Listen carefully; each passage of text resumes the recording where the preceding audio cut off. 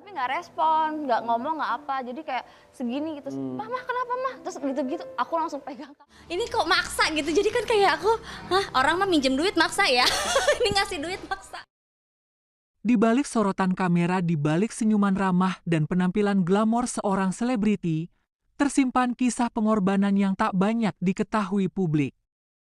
Hari ini kita akan menyelami perjalanan seorang artis muda berbakat Chika Jessica yang dengan tulus menolak job di acara-acara besar televisi. Demi sesuatu yang jauh lebih berharga, ibunya yang sedang sakit keras. Nama Chika Jessica mulai bersinar sejak kemunculannya di beberapa program televisi swasta. Pembawaannya yang ceria, gaya bicaranya yang luwes, serta kecantikannya membuat Chika jadi idola baru anak muda. Job demi job berdatangan host bintang tamu talk show, bahkan tawaran main sinetron. Namun di puncak karir itulah takdir mulai menguji Chika. Dengan sebuah ujian besar, sakitnya sang ibunda tercinta. Awalnya hanya gejala biasa, batuk, lelah, dan kadang demam. Tapi setelah serangkaian pemeriksaan, hasilnya mengejutkan. Sang ibu divonis menderita stroke dan harus menjalani perawatan intensif di rumah sakit. Chika panik di saat jadwalnya padat, hatinya justru berada di sisi ibunya. Dia tahu ini bukan saat untuk bersinar di layar kaca, tapi saat untuk menjadi pelita bagi ibunya yang sedang berjuang hidup. Beberapa tawaran besar datang. Acara prime time talk show nasional, hingga syuting luar kota, bayarannya bukan main. Tapi dengan mata berkaca-kaca, Chika menolak semuanya. Ketika manajernya kebingungan dan bertanya kenapa semua ditolak, Chika hanya menjawab, "Pelan karir bisa dicari, tapi waktu bersama ibu belum tentu bisa diulang," ucap Chika Jessica. Chika mendampingi ibunya hampir 24 jam. Dari memberi makan, mengganti infus, menemani terapi, hingga menyeka air mata sang ibu yang mulai merasa bersalah. Chika hanya memeluk dan membisikkan, "Ibu bukan beban. Ibu alasan aku kuat sampai sekarang," ucap Chika. Media mulai bertanya kenapa Chika tak muncul lagi. Apakah dia terpuruk? Apakah sudah dilupakan publik? Tapi Chika tak peduli. Baginya popularitas bukan prioritas, ibunya adalah segalanya. Di saat orang lain sibuk mengejar panggung, Chika memilih menemani ibunya memandangi langit dari jendela rumah sakit, sambil menggenggam tangan yang dulu menggenggamnya waktu kecil. Hari-hari berlalu, kondisi sang ibu perlahan membaik. Meski belum sepenuhnya pulih, setidaknya senyumnya sudah kembali, dan semua itu karena cinta tulus seorang anak yang rela menunda segalanya.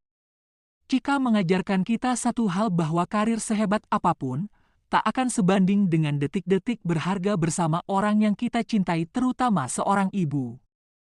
Chika Jessica mungkin artis, tapi hari ini dia jadi pahlawan untuk ibunya sendiri. Seseorang diam-diam memperhatikan perjuangan Chika Jessica. Dia adalah Raffi Ahmad, seorang selebriti papan atas yang dikenal berhati dermawan. Raffi menyaksikan sendiri video Chika yang sedang di rumah sakit, yang sedang menunggu ibunya yang terbaring. Lalu sebuah pesan masuk ke ponsel Chika Jessica. Dari orang yang tak disangka-sangka, Raffi Ahmad. "Tolong kirim nomor rekening ya," ucap Raffi Ahmad. Namun apa jawaban Chika? Chika mengabaikan pesan dari Raffi yang meminta nomor rekening.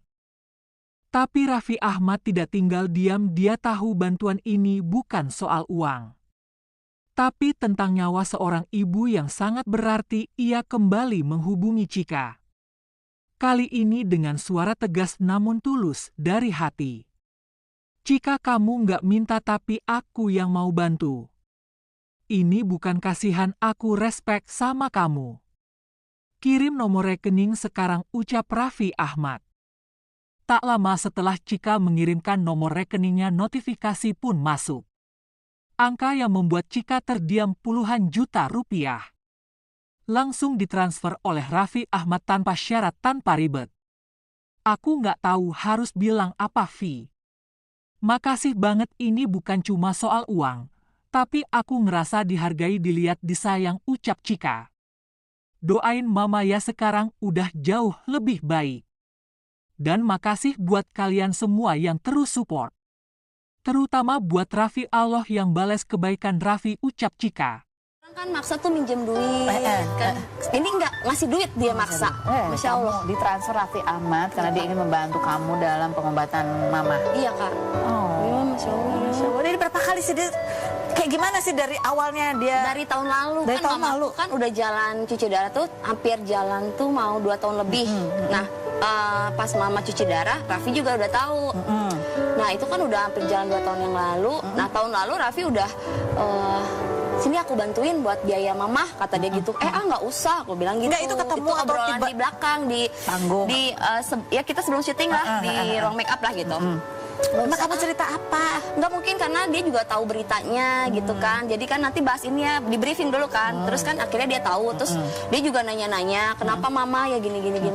Ya teman-teman kan kayak Karos kan nanya, kalau nggak ada kamera pun tetap ngobrol gitu. Jadi sinilah aku bantu, aku bilang gitu. Nggak usah, aku bilang gitu. Udah tuh. Terus udah gitu kemarin lagi, sekarang kan lagi sering syuting bareng.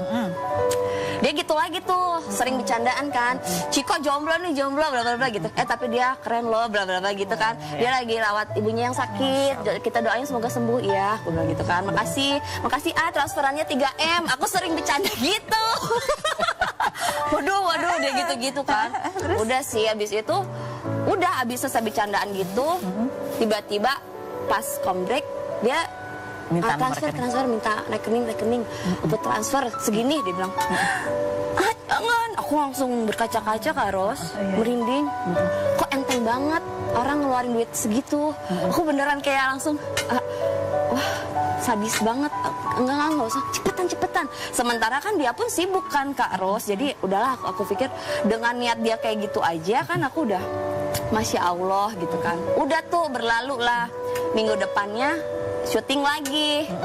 Udah pas syuting, Cika, gue tungguin lo, kata dia gitu. Mana rekening? Oh iya, jadi sebelum itu juga kamu belum kasih nomor rekening? Belum Kak, karena kan kayak Tapi dia inget ya? inget Kak Ros gitu kan. Kok dia inget ya? Aku bilang gitu kan. Ya udah, sini berapa? Ini mau tag nih.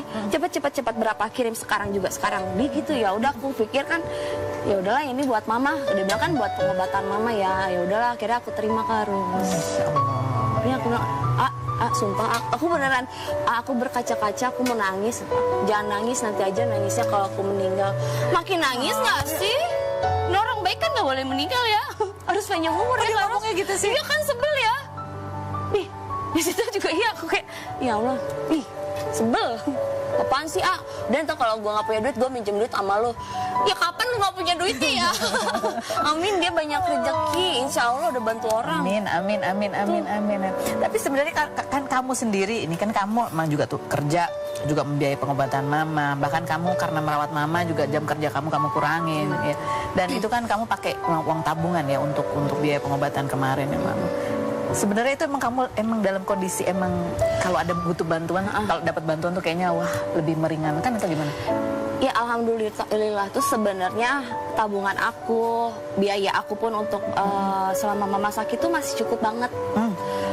Jadi kalau misalkan tiba-tiba Raffi bantu, ya akhirnya ini akan aku pakai untuk tabungan dulu ketika amit-amit tiba-tiba kan kayak Butuh kemarin banget gitu ya? Kejadian harus CT scan, harus bla bla bla, harus apa, harus rawat inap, kayak gitu-gitu itu kan memakan biaya yang lumayan gitu kan. Lumayan ngagetin ya? Lumayan ngagetin Kak Ros. Jadi kadang kalau misalkan aku tabungan cukup, tapi misalkan aku syuting nih seminggu, terus kan udah keluar honor nih, terus tiba-tiba mamaku masuk rumah sakit harus rawat inap. Jadinya uang yang honor aku malah kepakainya buat biaya rawat inap, obat-obatan dan segala macam kayak gitu Kak Ros.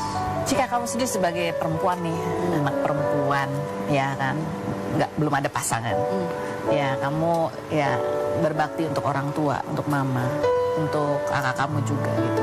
Kadang ada nggak sih perasaan kayak khawatir, takut, ya karena kayaknya beban kamu kan juga lumayan gitu.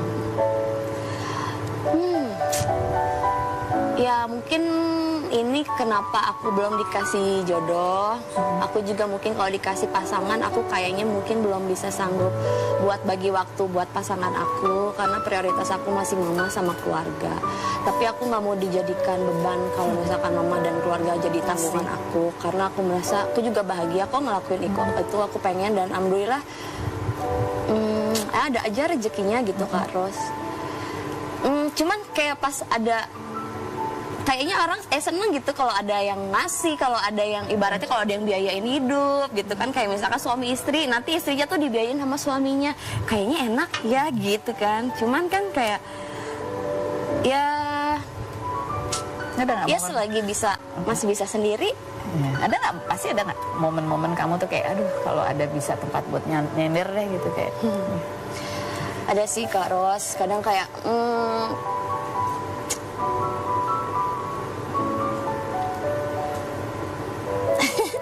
ya jatuhnya sekarang ya kalau secara fisik gitu kan ya nggak ada ya. Kalau misalkan ngadu apa-apa pasti kan doa, udah ngadunya sama Allah aja. Ya pengen kadang kalau misalkan lihat pasangan sendiri itu enak, tapi berdua lebih enak deh kayaknya gitu ya. Kadang kita hanya perlu satu orang yang peduli. Untuk mengubah segalanya, terima kasih Raffi Ahmad. Terima kasih atas ketulusan yang tak banyak bicara tapi nyata. Dan untukmu Cika Jessica. Teruslah kuat, ceritamu adalah bukti bahwa kebaikan masih nyata di dunia ini. Jika kisah ini menyentuh hatimu, bantu sebarkan video ini. Agar lebih banyak orang terinspirasi untuk membantu sesama. Jangan lupa like, subscribe, dan nyalakan lonceng notifikasi.